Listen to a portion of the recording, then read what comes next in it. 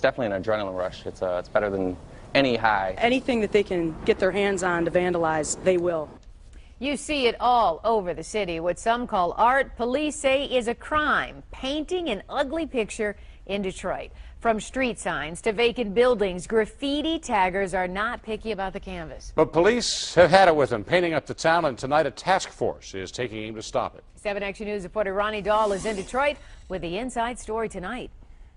In the battle to clean up Detroit, this is the new frontier.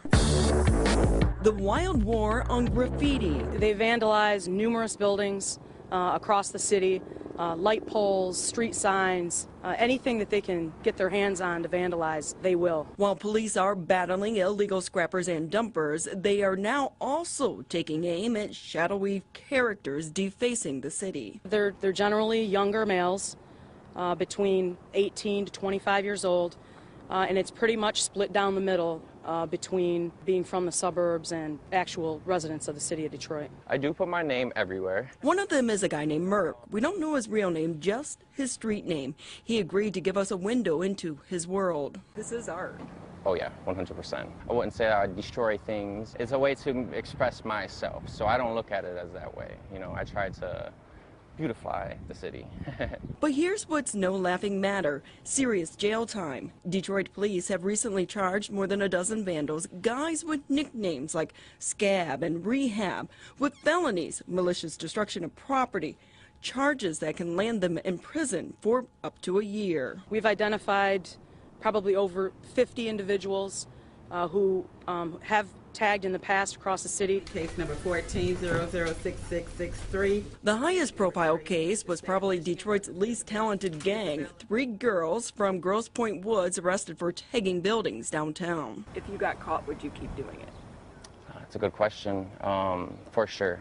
You know, I've been caught before, and it hasn't stopped me. But on the streets, the game is also changing in a way that sucks in guys like Merck and makes it tougher for police. And we always gonna stay out here repeatedly. Showing off on social media fuels vandals to try and outdo each other. If I have a spot running and someone does something sweeter than me, then they kind of earn that spot. They burned me.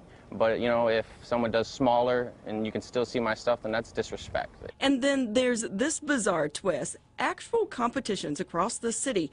Merck says many come from other parts of the country to use Detroit as their canvas. With all the out-of-towners coming in, it leaves a lot of heat for the locals. Absolutely does not matter where they live. What matters is that they're coming to Detroit and they're defacing our buildings. And we're going to enforce that. Police point out the only time graffiti can be legal is when a business owner grants permission. In some cases, they'll actually pay guys like Merck for his work. I've actually been doing a lot of commission work lately, but it's not going to give me what I need out of it. What he needs, Merck says, is the thrill. It's definitely an adrenaline rush. It's better than any high. The longer guys like Merck push their luck, Detroit police say they'll be guaranteed plenty of time in abandoned buildings. These individuals who get charged and prosecuted, part of their sentence is going to be going out and cleaning their own mess. In Detroit, Ronnie Dahl, 7 Action News. Yeah, I get mixed feelings about it because some of it definitely is extremely talented artwork, but then it's sitting on the side of a public building. So. But also, I mean, they can get away with it in the city of Detroit, but you would never be able to do No. in Birmingham or in other parts. You wouldn't even try it, so they shouldn't be allowed to do it in Detroit. Exactly. Good point. All right, Dave.